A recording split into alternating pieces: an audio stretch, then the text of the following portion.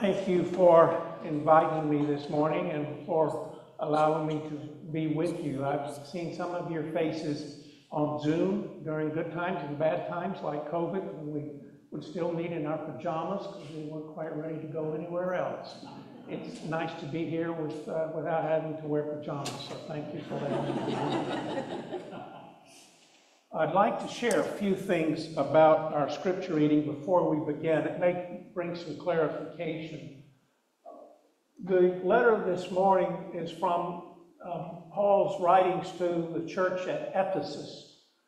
Ephesus was one of the major cities for the Roman Empire, and it was in Ephesus where a lot of empire thinking took place.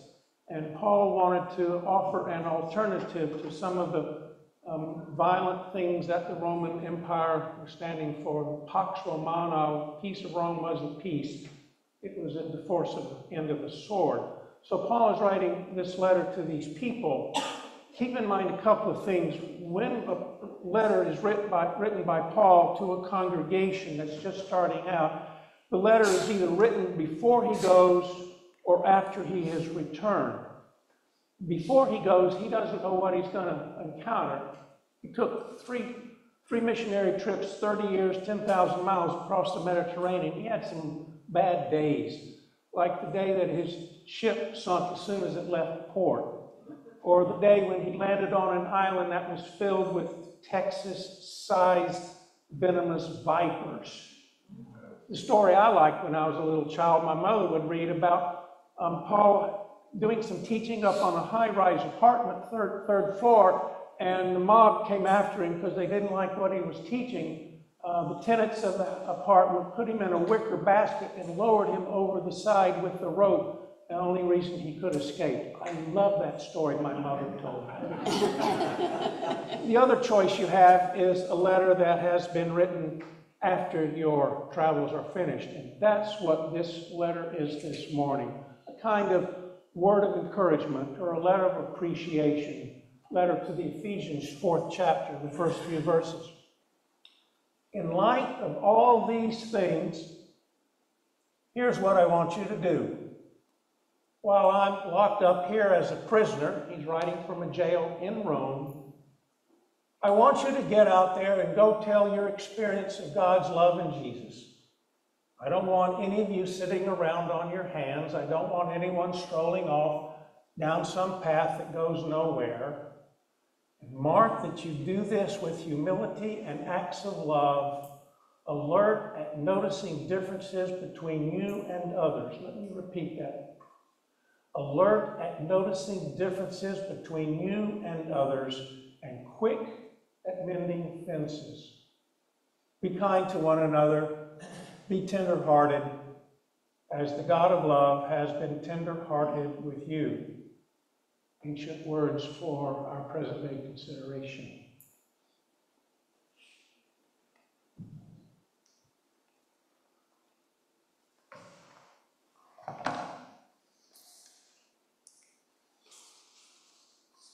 I'd like to begin by sharing a story with you this morning. It's a story that I have heard told numerous times, especially by my grandfather, who lived during these years and wanted me to know some of the history from the 1930s and 40s, so I listened to grandfather tell me the stories.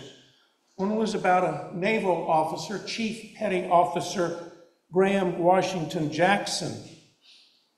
Mr. Jackson served his country during World War II, but he was also a gifted musician.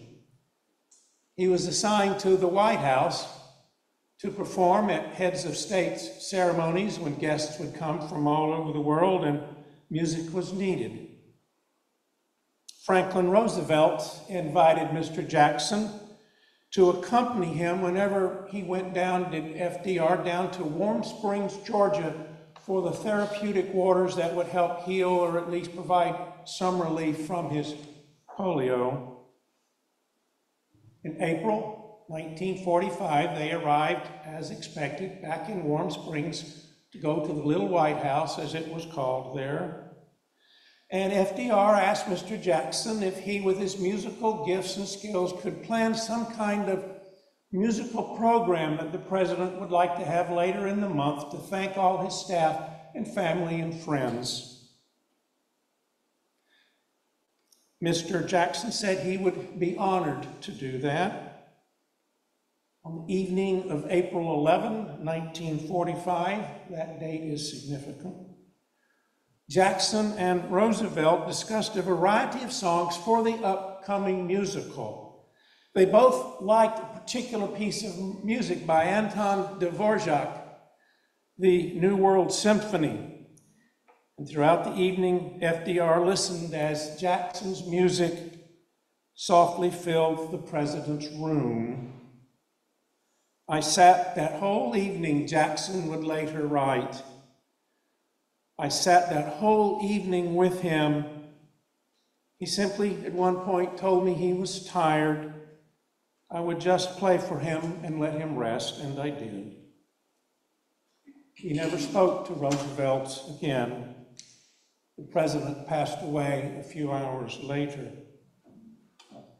When the funeral procession was getting ready to proceed to go to the train station in Warm Springs, Jackson was asked to play some music on his beloved accordion. He was to do that as the flag-draped casket of FDR was set forth to go to the train station for its long ride back to the nation's capital. And so that's what Graham Jackson did. He played the Dvorak piece, a particular section called Going Home, which you may have heard for our prelude this music this morning. Thank you, Brett, for finding that at the last minute. I appreciate it. It's a very moving song. Those words, going home, I'm just going home. Quiet like some still day. I'm just going home. The words of that song were not lost on Mr. Jackson. He later said that day, that moment, was the longest moment, the longest day of my life. I could not quit crying.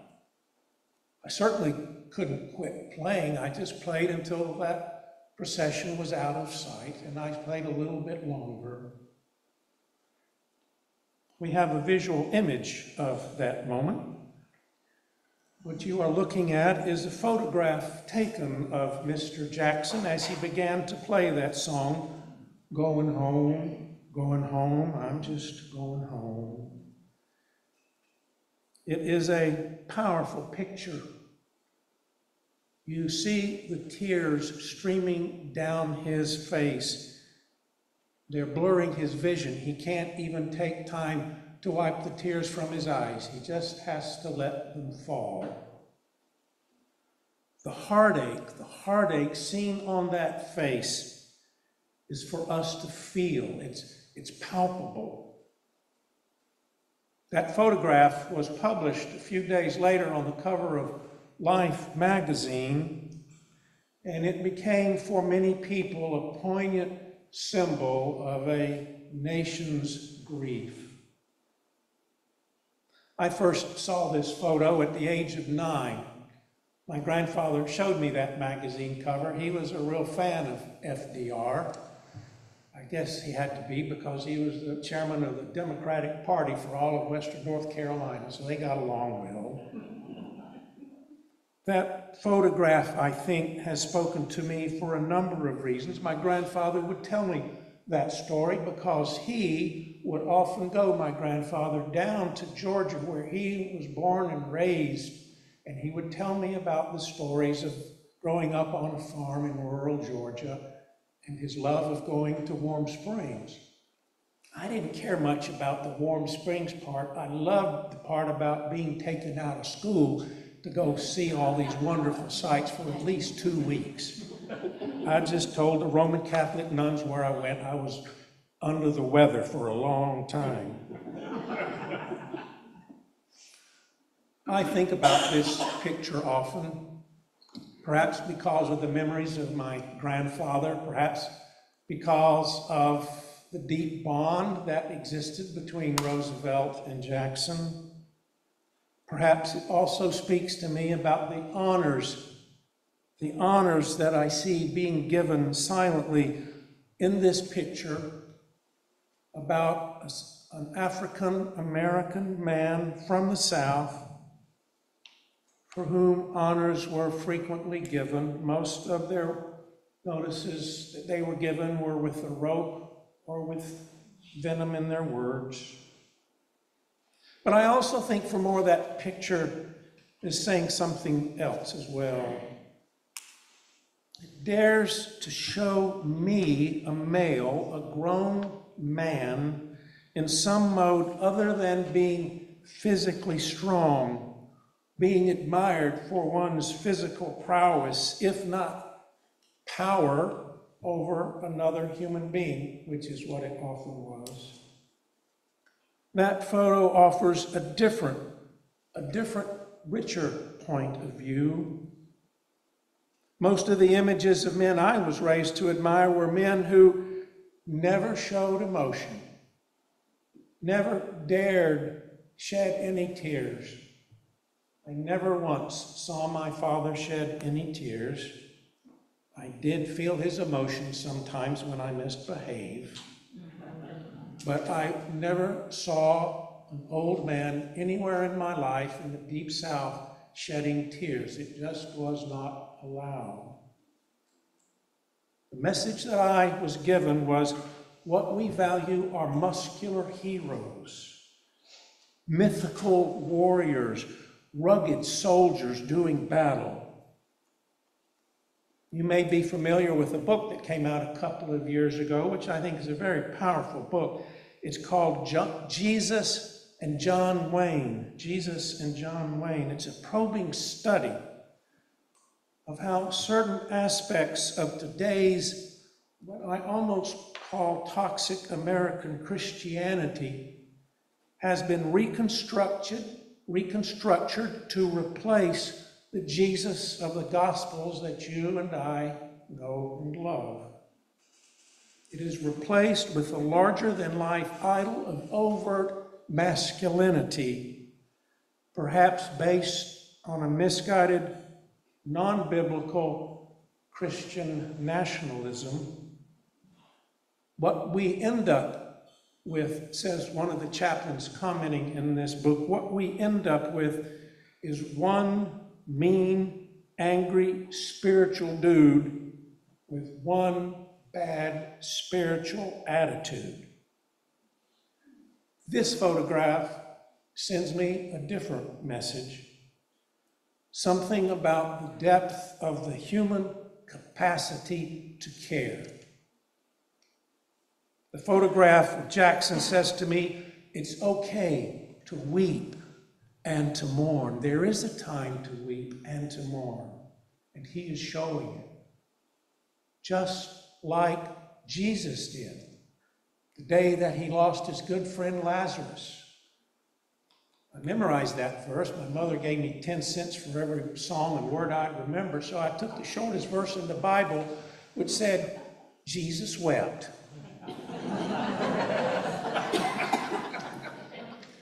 Jesus did weep on more than one occasion, to be sure. He comes looking over the city of Jerusalem the week that he will be arrested, betrayed, and executed.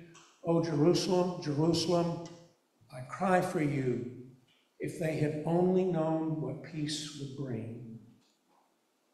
Sometimes we are needing to be reminded of those kinds of gentle moments of our lives where tenderness can be powerful and be evocative at the same time. Some of the things that I see in my world today call out to me loudly to suggest that what we need is a national day of conversation for mutual respect with and for one another. A kind of compassionate caring, a kind of empathic listening, a listening that is tuned, highly tuned to the feelings of another human being, a listening that perceives somebody just wants to be heard and their voice validated. Some of you may have read some of the books by Stephen Covey, an educator and business executive. He tells a wonderful story. He says, I was riding in a New York City subway early one Sunday morning. It was very quiet and very peaceful. And then suddenly the stillness in our railway car was shattered. Children swept in as the door opened, children all running around, children surrounded by one older man, I assumed to be the father, children who he recognized were throwing things. It was just total chaos. He didn't understand it, Steve Covey says. And about that time, the father sat down next to him in a vacant seat. The father was totally oblivious to what he was seeing and hearing. I turned to him, Covey says, "Sir, your children are really disturbing a lot of people. Is there something you can say to them?" Man just continued to stare out into space. And finally, he said, "Oh, yeah, I'm sorry. I think I hear what you're saying. I guess I should do something, but I don't know. You see, my sons and I just returned from the hospital where the boy's mother had just passed away, about an hour ago. I don't know what to say to them. I don't know what to do. And I'm sorry," he said, with tears forming in his eyes. Sometimes you and I are in those moments where we have no idea what people are thinking or feeling deep inside. We do not know what they carry deep within them. We don't know what they're going through in those moments. But we do know that we can be careful in making decisions and making judgments about them.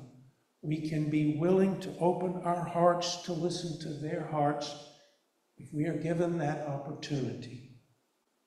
A language, I suggest, a language of love. You and I know that words sometimes just don't cut it.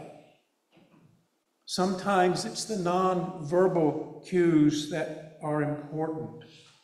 The gentle gestures, the understanding eyes, the warm smile that we can bring. That's all that is needed. That's our language. Sometimes it's just a heart of tenderness. That's hard. I recognize that's hard in today's culture, cancel culture, where we like to cancel instead of build and support. Silence, soft words are sometimes all that we can offer. Now, I listened to Apostle Paul this week as I was reading through Ephesians. I hadn't read it in a while.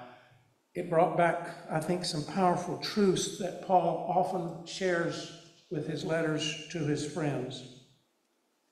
They're living across the ocean in Ephesus.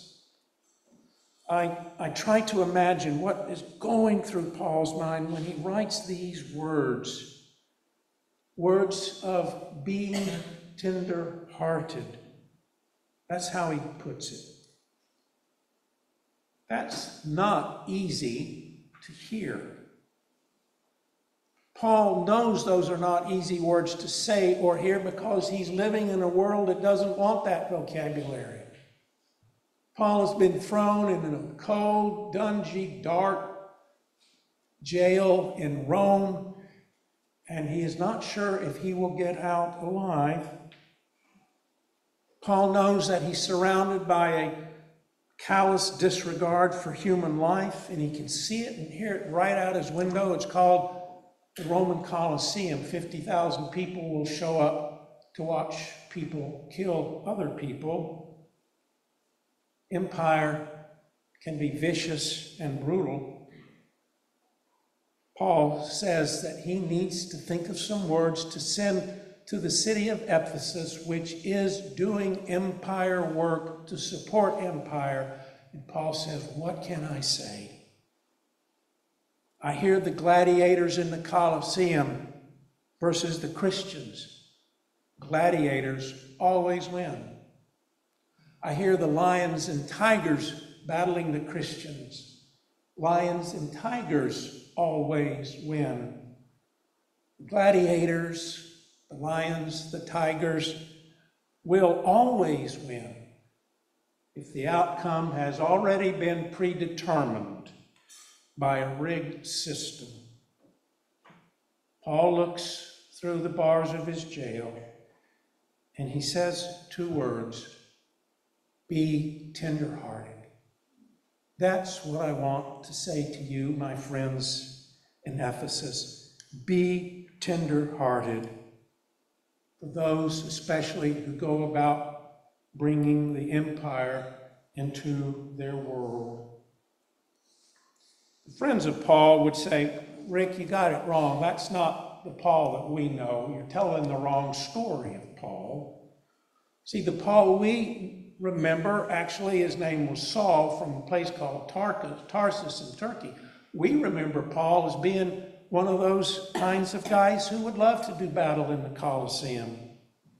His job was to plan, manage, and carry out the executions of those first Christians. And he did it with glee. Ruthlessness was his nickname.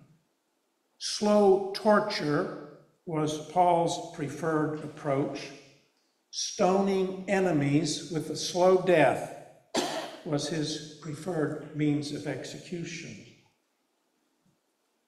Paul said that, by the way, in case you didn't know it, he said it. It says it right there on his NRA card. You didn't know that Paul carried an NRA card in the pocket of his tunic, did you? Well, I'm the first one to tell you history says he did have an NRA card there. He was a card-carrying official member of the NRA, the National Rock Throwing Association. And they had lots of rocks and lots of followers to throw those rocks. Something happened to Paul. Something deep inside that cold heart came to life. And there was a change that took place. It's what Jim would like to refer to as metanoia, that great Greek word that the ancient Greeks used to talk about changes of your mind, changes of your thinking, and then changes of your heart and changes of the direction you went with your feet. All of those things, metanoia. Paul's change were all three: heart, mind, and feet.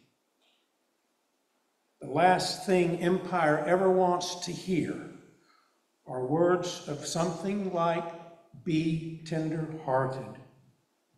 That is what he chose to say if he only had 2 words to send to the Ephesians.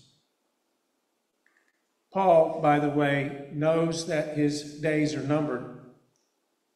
He writes this in 69, 68, roughly, 1st century. He will be executed by the steel sword of empire before he continues his next rounds of trips. He never got to see all of those people he said he would come to see. But those 2 words still speak to us. Be tenderhearted. I'm not sure our old friend Mr. Monkey would understand those words. I think Mr. Monkey has other agendas. At least he expresses other sentiments when I hear him.